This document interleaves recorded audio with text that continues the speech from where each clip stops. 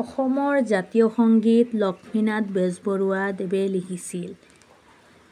আপোনালোকে অসমৰ জাতীয় সংগীতক যদি ভাল পায় মোৰ চেনেলটো ছাবস্ক্ৰাইব কৰিব প্লিজ।